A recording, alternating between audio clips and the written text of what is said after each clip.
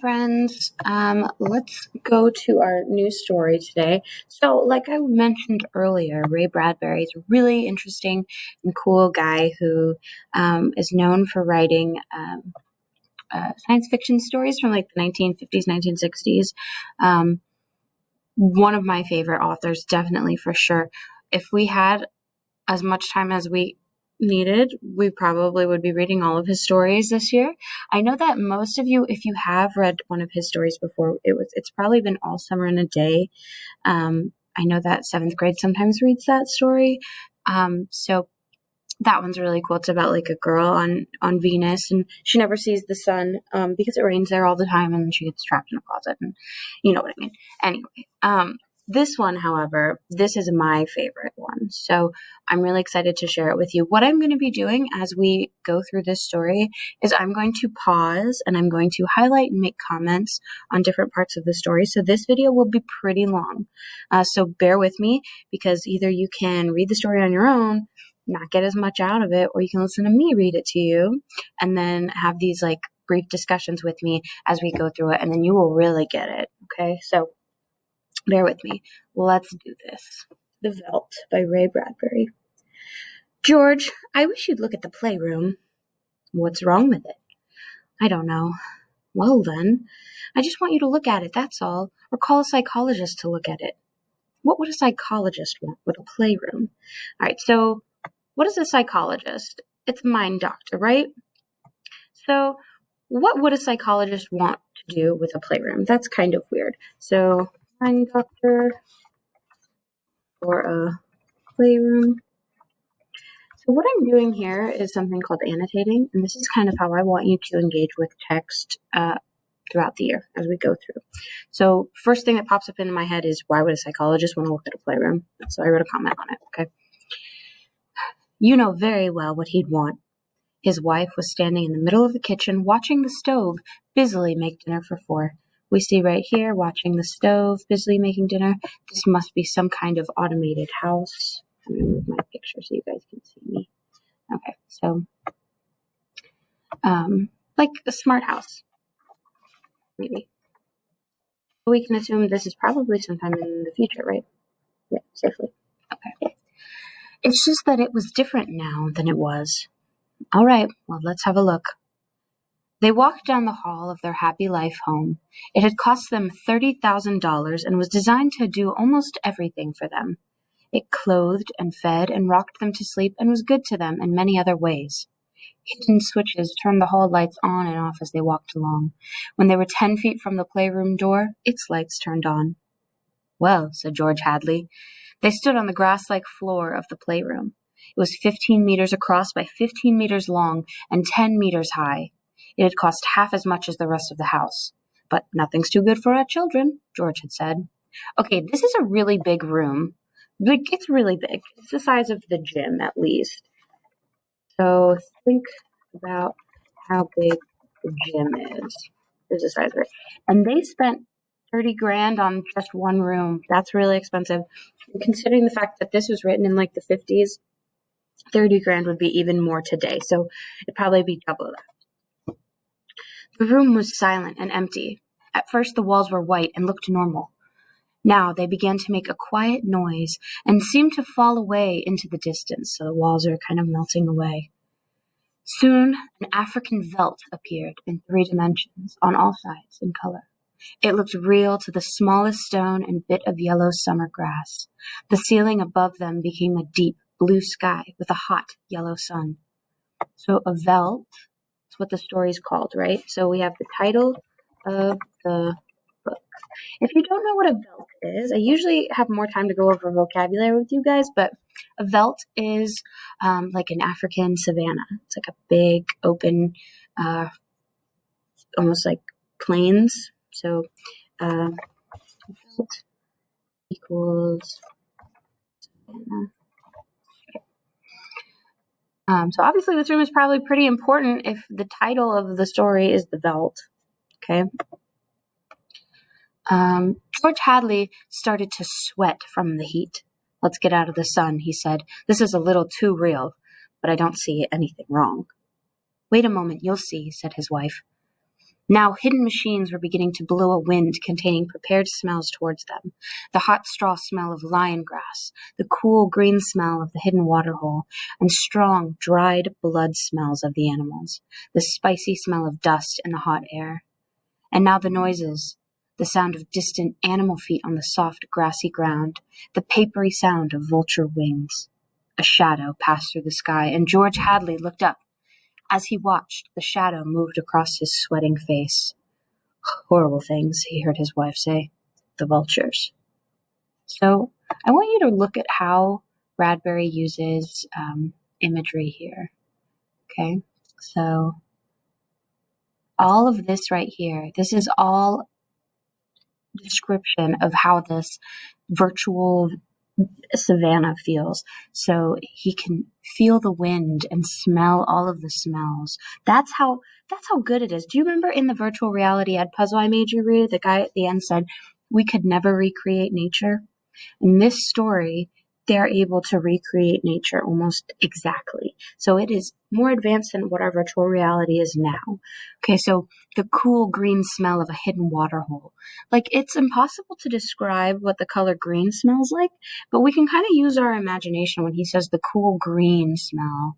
You know, we think of like what ponds smell like in the middle of summer, right? It smells green, right? So this is really good sensory description.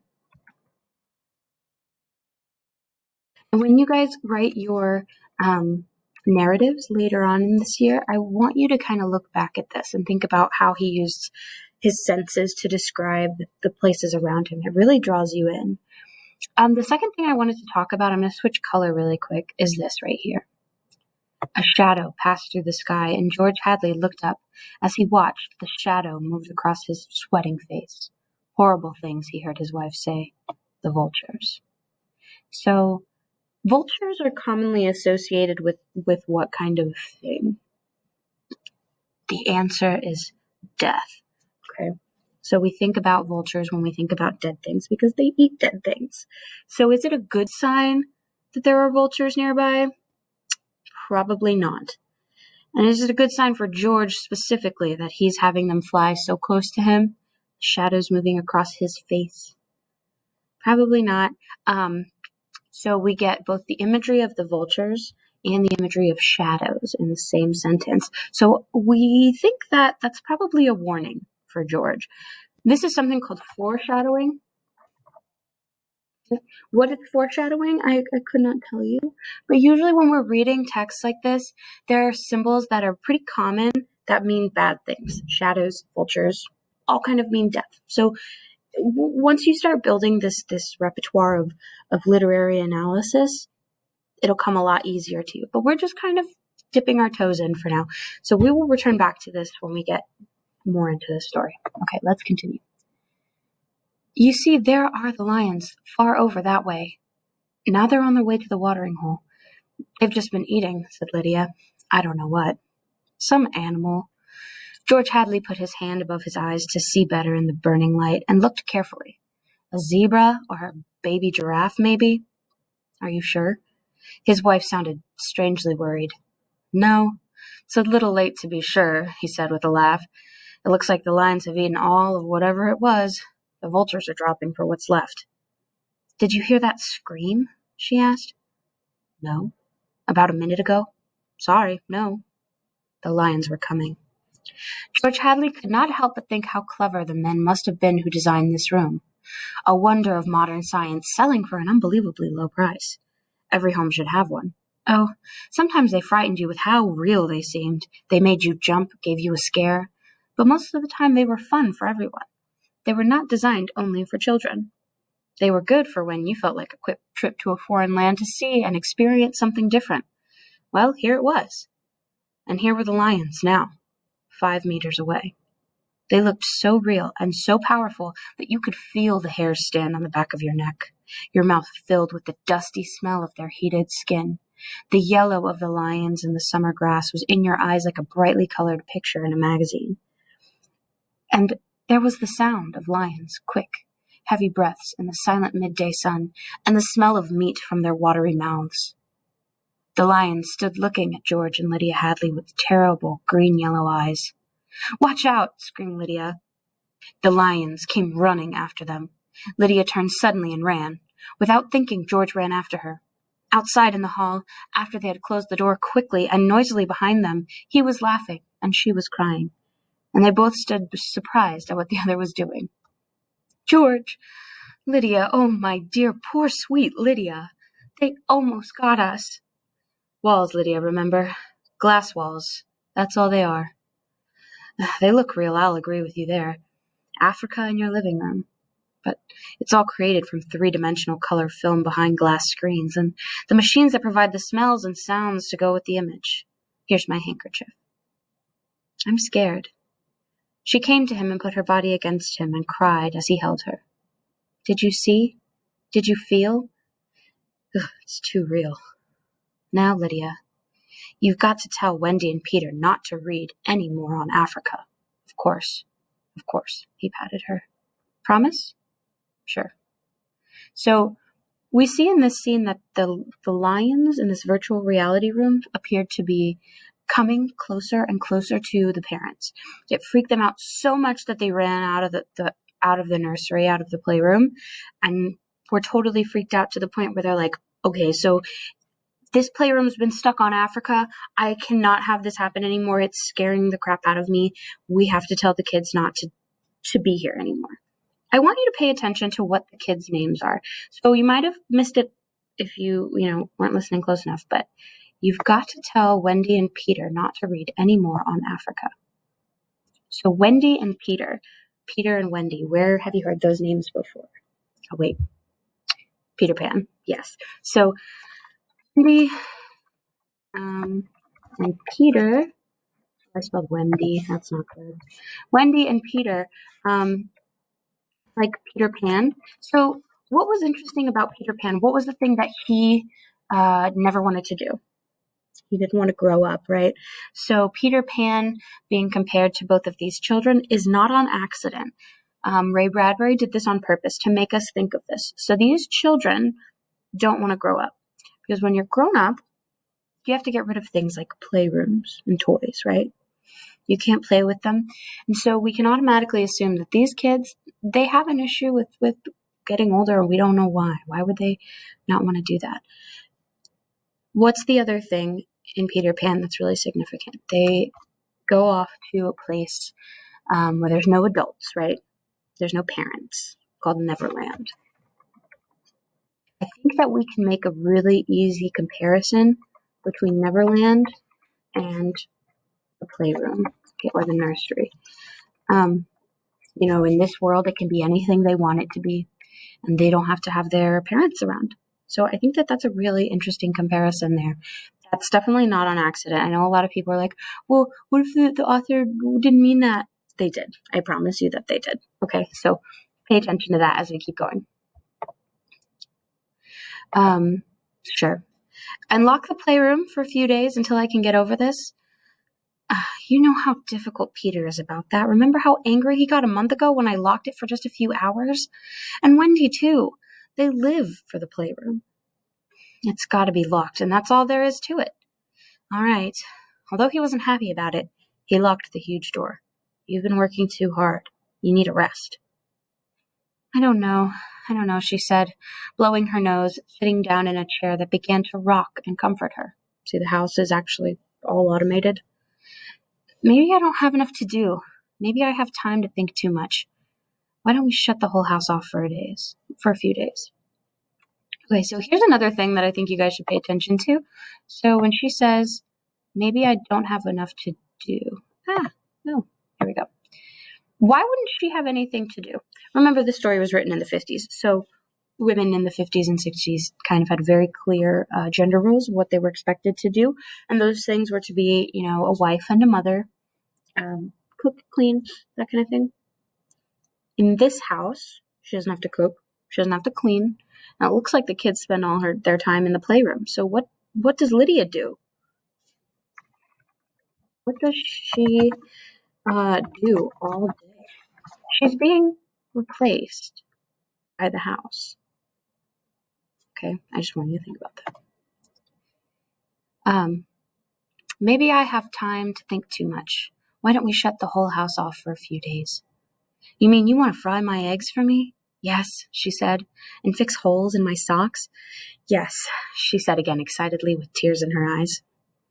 And clean the house? Yes, yes, oh yes. But I thought that's why we bought this house, so we didn't have to do anything. That's just it.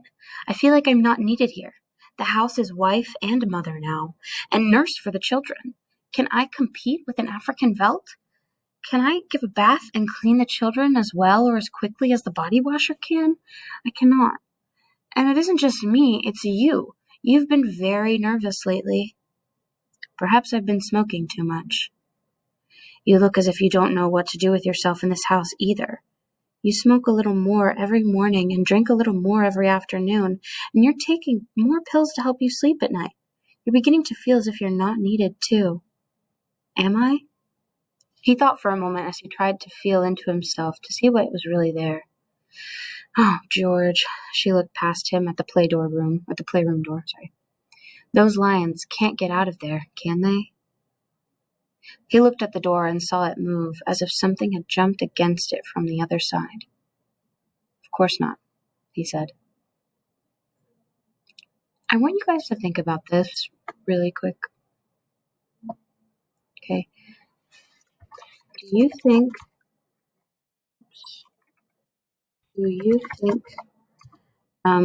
VR will ever cross the line into reality?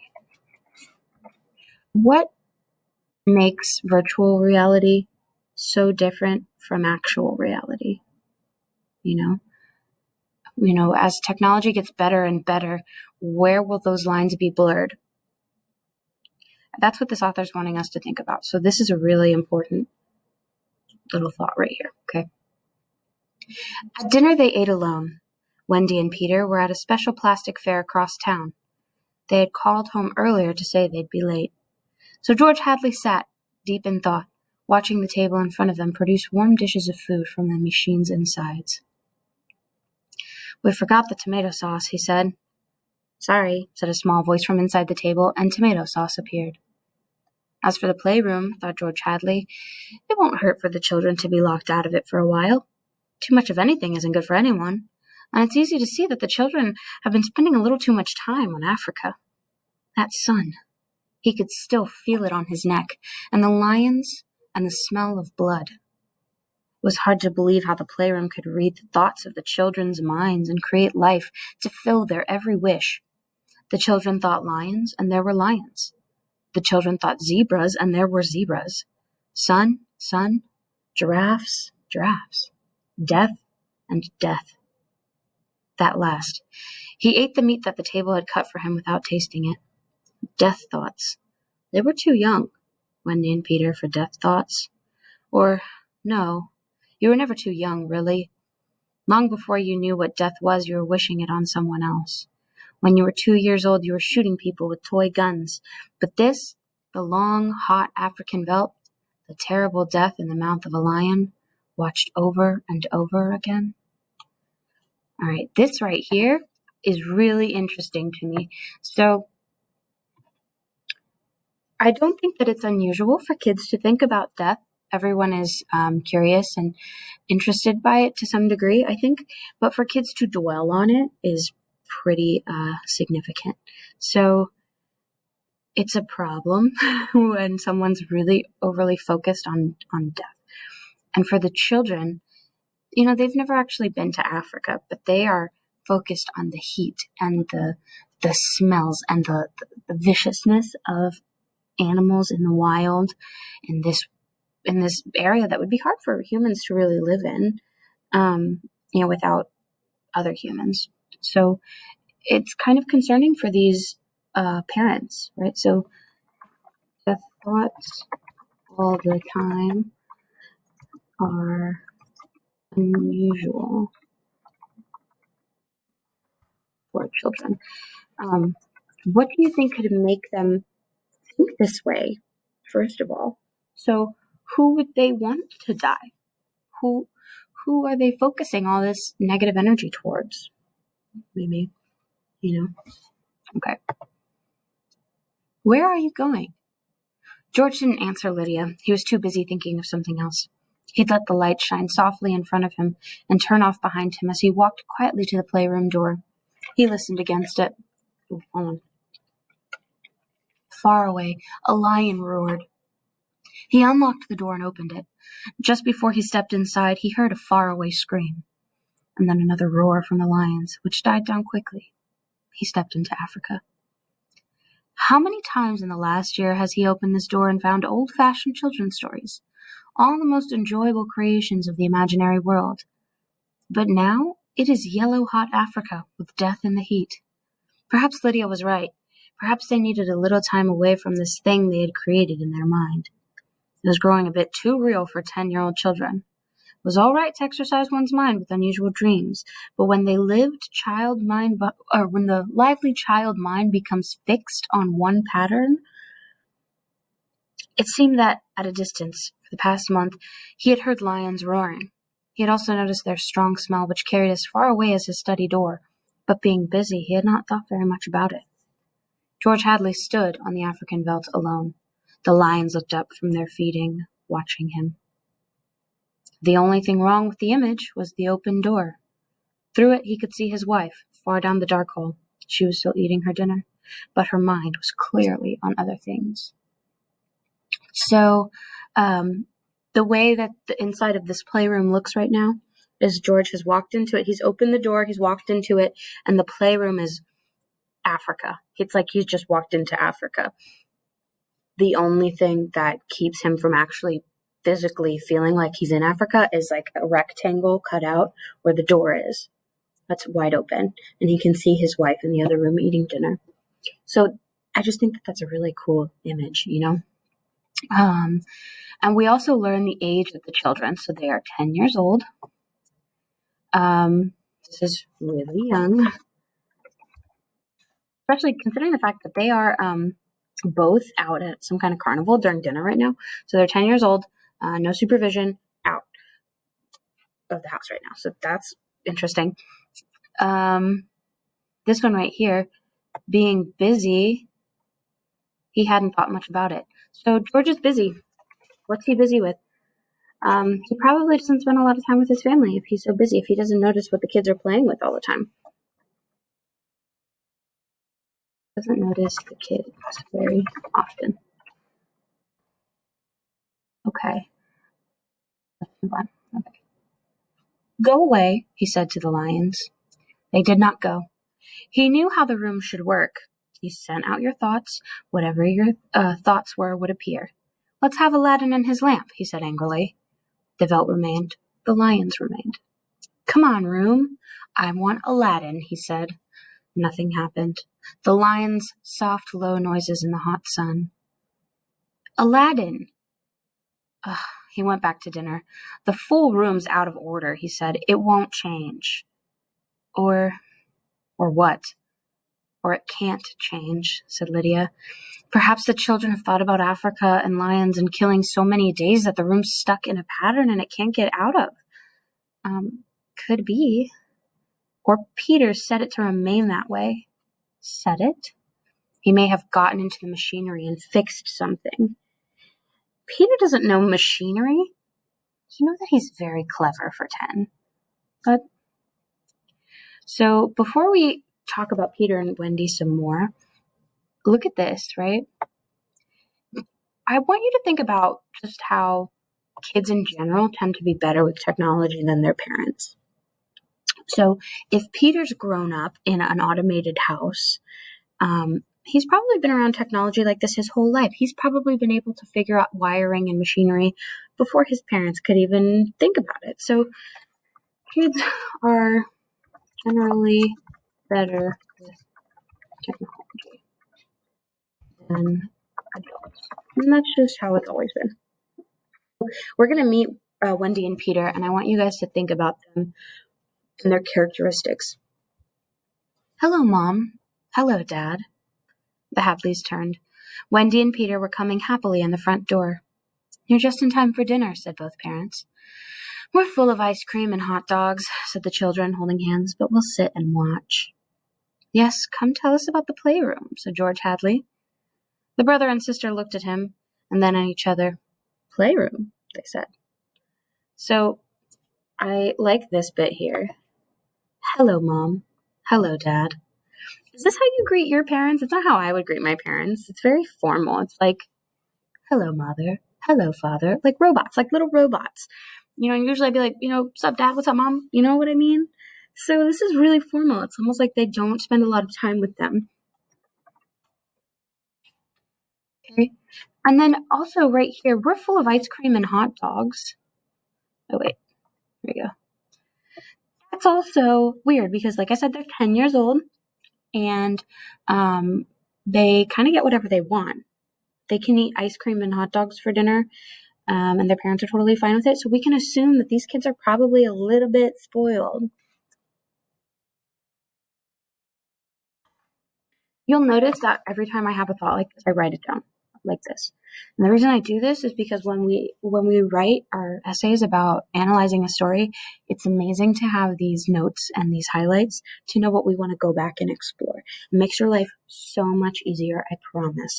Okay, so I'm just kind of modeling for you what I would do and what I want you guys to kind of do in the future. Because as you get into high school, this is all going to be a thing, I promise. All right, yes, come and tell us about the playroom, said George Hadley.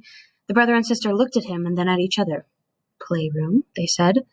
All about Africa and everything, said the father with a false smile. I don't understand, said Peter. Well, your mother and I were just traveling through Africa. There's no Africa in the playroom, said Peter simply. Oh, come now, Peter, we know better. I don't remember any Africa, said Peter to Wendy. Do you? No. Run, see, and come tell. So they said, go check and tell us what you see. She did as he told her. Wendy, come back here, said George Hadley, but she was gone. The house lights followed her. Too late, he remembered. He had forgotten to lock the playroom door after his last visit. Wendy'll look and come tell us, said Peter. She doesn't have to tell me. I've seen it. I'm sure you're wrong, Father. I'm not Peter. Come along now. But Wendy was back. It's not Africa, she said. We'll see about this, said George Hadley, and they all walked down the hall together and opened the door. There was a green, lovely forest, a lovely river, a purple mountain, high voices singing.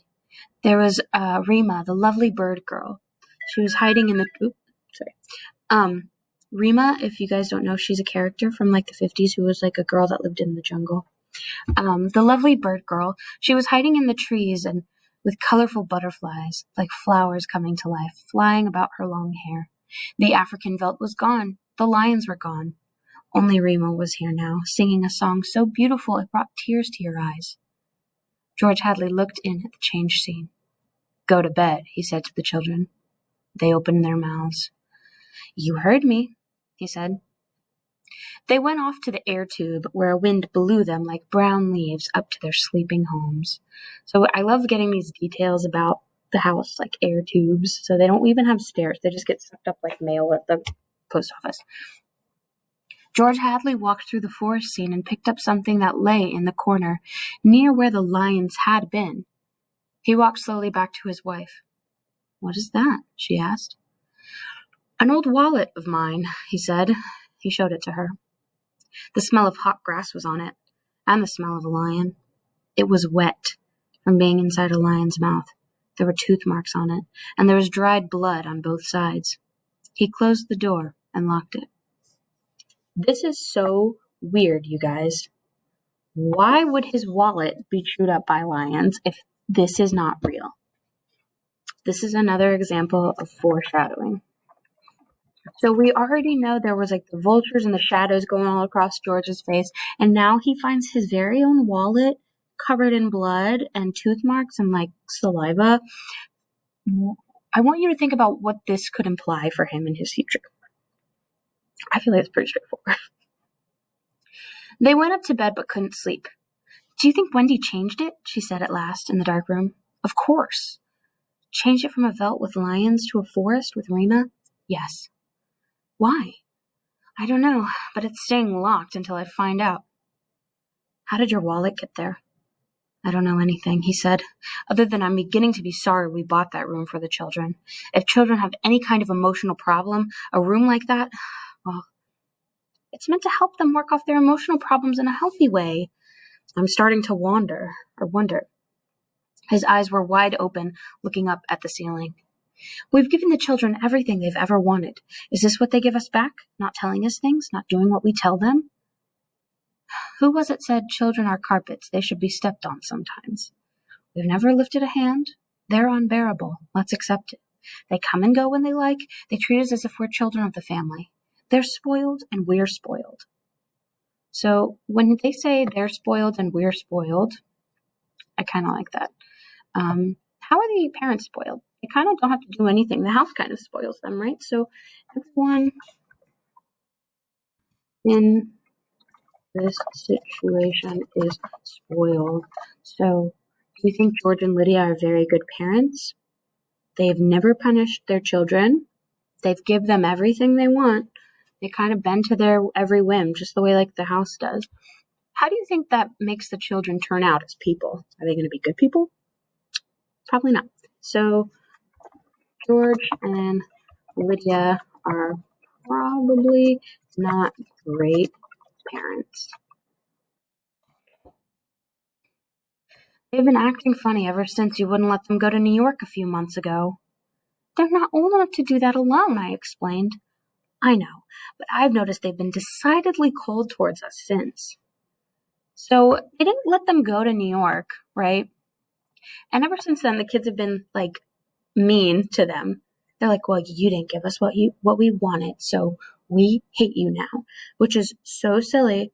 But think about why the kids would start being mean towards their parents. The first time they tell them no to something that they want, it would be tremendous. It would be a huge deal because they've never said no before. So suddenly these people who are just kind of there in this house with them, they don't cook for them, they don't clean for them, they don't play with them or anything. And be like, oh, you're going to deny me something? I don't have to like you. You know, that's very weird. It's the weirdest dynamic between parents and a kid. Okay, so first time they say no to kids results in them not liking them. I think I'll have David McLean come tomorrow morning and look at Africa. So David McLean is the psychologist we talked about on the first page. But it's not Africa now, it's South America and Rima. I have a feeling it'll be Africa again before then. A moment later, they heard the screams. 2 screams. 2 people screaming from downstairs, and then a roar of lions. Wendy and Peter aren't in their rooms, said his wife. He lay in his bed with his beating heart. No, he said. They've broken into the playroom. Those screams, they sound familiar. Do they? Yes, terribly. And although their beds tried very hard, George and Lydia Hadley couldn't be rocked to sleep for another hour. A smell of cats was in the night air. So, okay, they're literally hearing people screaming. They know their kids broke into the playroom, and they know that the screams sound familiar. So the fact that they stay in bed and do nothing is so weird. It's so messed up. Like, why would they not go check it out? You know what I mean? Like, they're not very good parents. That's another signal. That's strange. Let me get a sip of this before I continue. We're almost done. I know this is a long video, but bear with me. Father, asked Peter the next morning. Yes? Peter looked at his shoes. He never looked at his father or mother anymore. You aren't going to lock up the playroom for good, are you? Well, that's up to you. What do you mean? Said Peter sharply. If you and your sister break up this Africa with other places, Sweden perhaps, or Denmark or China, I thought we were free to play as we wished. You are, as long as you don't go far with any one thing. What's wrong with Africa, Father? Oh, so now you say that you've been thinking of Africa, do you? I wouldn't want the playroom to be locked up, said Peter coldly. Ever. In fact, we're thinking of turning the whole house off for a month. Live sort of happy family existence.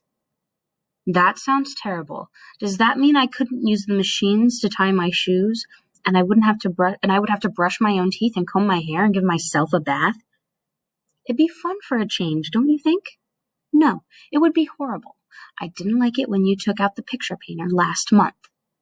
That's because I wanted you to learn to paint all by yourself, son. I don't want to do anything but look and listen and smell. What else is there to do? All right, go play in Africa. Will you shut off the house sometime soon? We're thinking about it. I don't think you better think about it any more, Father. I won't have my son telling me what to do. Very well. And Peter walked off to the playroom. So to me, this conversation doesn't seem like one between a parent and a child.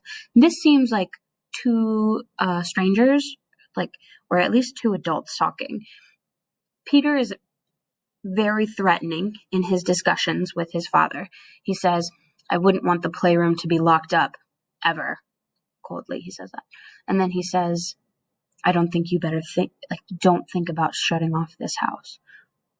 Well, who is this little 10-year-old boy trying to tell me what to do? Okay, you know what I mean? That's weird. He's weirdly aggressive. So, I'm going to highlight this right here. So, is this a threat? Or this is definitely a threat. This is a threat. I want you guys to think about what could possibly happen in this situation. If he does turn off the house, what will Peter do to him? Okay? All right, so these little stars normally mean the passing of time, so we're on to the next day, right? Am I on time? Said David McLean. Breakfast? Asked George Hadley. No thanks, had some. What's the trouble? David, you're a psychologist. I should hope so. Well then, have a look at our playroom. You saw it a year ago when you dropped by. Did you notice anything unusual about it? Can't say I did. There was the usual anger, but this is normal in children because they feel their parents are always doing things to hurt them in one way or another, but it's really nothing. Yeah, think about how kids normally feel towards their parents, you're being mean to me, and actually they're like, no, I just won't let you have 4 popsicles. So kids do feel anger towards their parents, but to feel extreme anger is really weird. They walked down the hall. I locked it up, explained the father, and the children broke back into it during the night. I let them stay so they could form the images for you to see. There was a terrible screaming from the playroom. There it is, said George Hadley. See what you make of it. They opened the door and walked in on the children. The screams had stopped. The screams had stopped. The lions were feeding. Run outside a moment, children, said George Hadley. No, don't change the images. Leave the walls as they are. Get out. With the children gone, the 2 men stood studying the lions in the distance. They were sitting together, eating with great enjoyment whatever it was they had caught. I wish I knew what that was, said George Hadley. Sometimes I can almost see. David McLean turned to study all 4 walls. How long has this been going on? A little over a month. Certainly doesn't feel good. I want facts, not feelings. My dear George, a psychologist never saw a fact in his life. He only hears about feelings, things that aren't always clear, said, or seen. This doesn't feel good, I tell you. Please believe me. I have a nose for anything bad, and this is very bad. What I think you should do is have the whole room torn down and bring your children to me every day during the next year for treatment. Is it that bad? I'm sorry, but yes. One of the original uses of this room was so that we could study the patterns left on the walls by the children's minds. We could study them whenever we wanted to and help the child by making any bad thoughts go away. In this case, however, the room is somehow making the children's bad thoughts even worse. Did you feel this before? I felt only that you had spoiled your children more than most parents, and now you're letting them down in some way. What way? I wouldn't let them go to New York. What else? I've taken a few machines from the house and said to them a month ago that I would close up the playroom unless they did their homework. I did close it a few days to show I meant business. Aha. Does that mean anything? Everything. Where before they had a Santa Claus, now they have someone who takes presents away. Children like Santa better. You've let this room and this house take their place of you and your wife and your children's feelings. This room is their mother and their father, far more important in their lives than their real parents. And now you've come along and want to shut it off? No wonder there's hatred here. You can feel it coming out of the sky. Feel that sun. George, you'll have to change your life. Like too many others, you've built it around things that make your life easier. Why, you'd go hungry tomorrow if something went wrong in your kitchen. You wouldn't know how to cook an egg. All the same, turn everything off, start new. It'll take time, but we'll make good children out of bad in a year. Wait and see. But won't that be too much for the children, shutting the room up without notice for good? I don't want them going any deeper into this, that's all. Okay, so think about this. If they shut the house off, he wouldn't know how to cook an egg. Do you think that there are people that if you turned off their technology that they had today, they wouldn't know how to do anything? Like, I know for me, once I got a smartphone, I became terrible with directions. I need a map app to go everywhere I go. So this is already happening to people in 2020. Okay, this is already a thing. So think about how much worse it is in the future. So the lions were finished with their bloody meat. They were standing on the edge of the clearing, watching the two men. Now I'm feeling worried, said McLean. Let's get out of here. I never have cared for these rooms. They make me nervous. The lions look real, don't they? Said George Hadley. Do you think there's any way... What? That they could become real? Not that I know. Some problem with the machinery? Some changing something inside? No. They went to the door. I don't imagine the room will like being turned off, said the father. Nothing ever likes to die, even a room. I wonder if it hates me for wanting to switch it off. Seems that everyone is imagining enemies around here today, said David McLean, as he bent and picked up a bloody scarf. Hello? This yours? No. George Hadley's face set like a stone. It's Lydia's. They went to the control box together and threw the switch that killed the playroom. So, in this we see a lot of personification of the playroom. So I don't imagine the room will like being turned off. We've got that. Nothing ever likes to die. I wonder if it hates me. Okay. Personification is when you give something that is inanimate and not alive human characteristics. Can the room actually hate people? Can it like things? Can it be angry? No. But it feels that way. It's like the room is starting to become a living thing. Okay.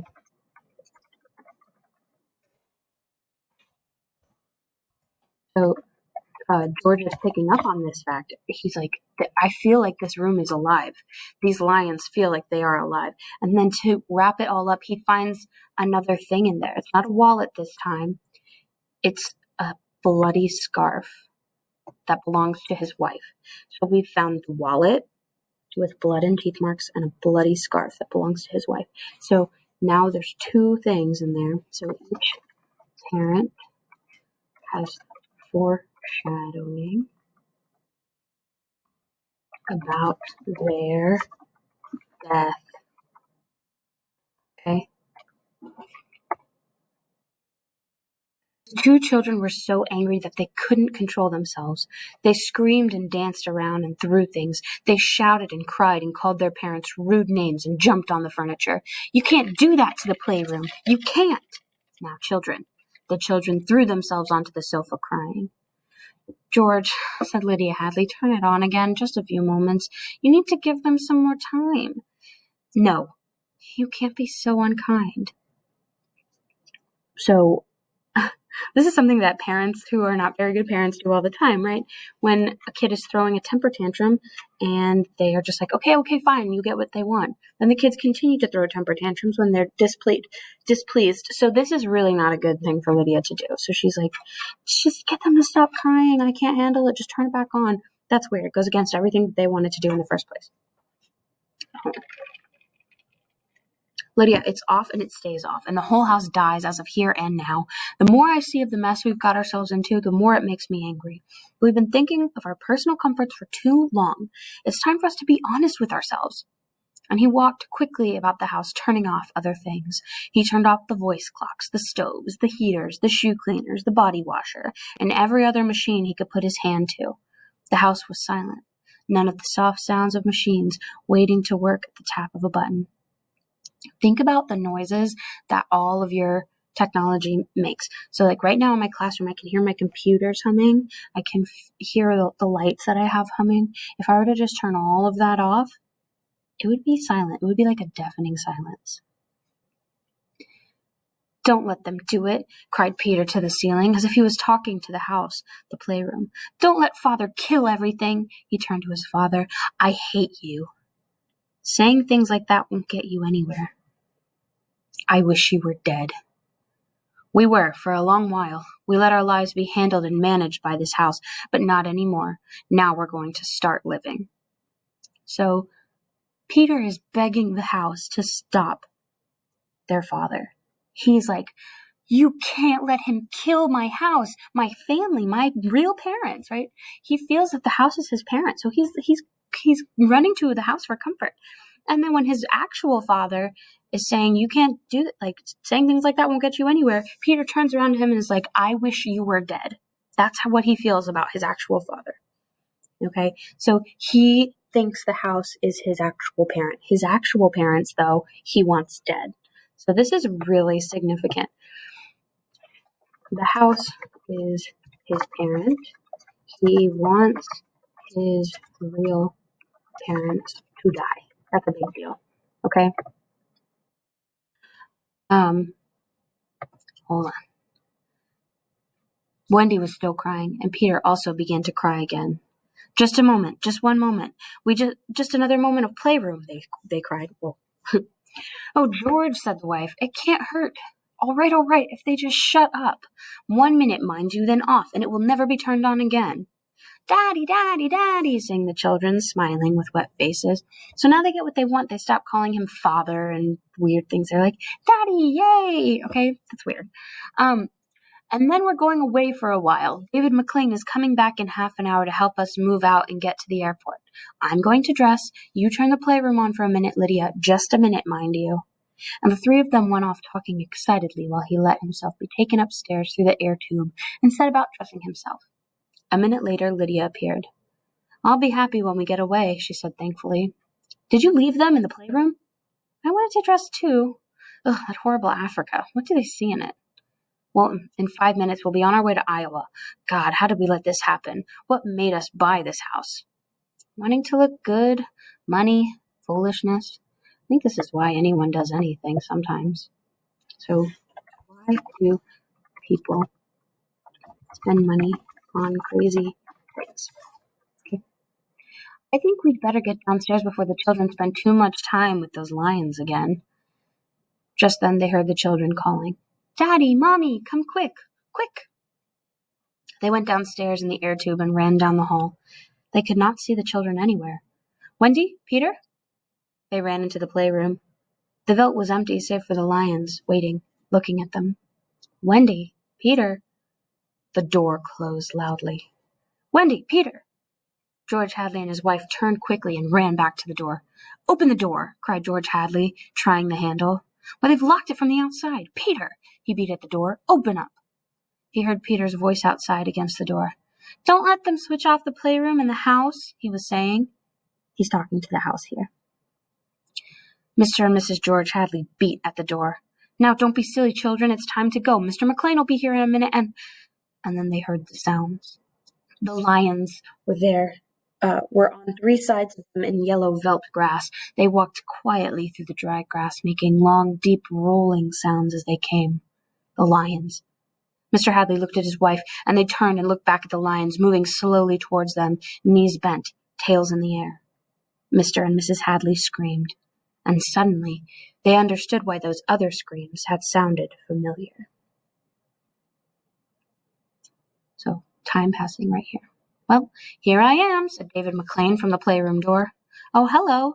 He looked carefully at the 2 children seated at the center of the room, eating a little picnic lunch.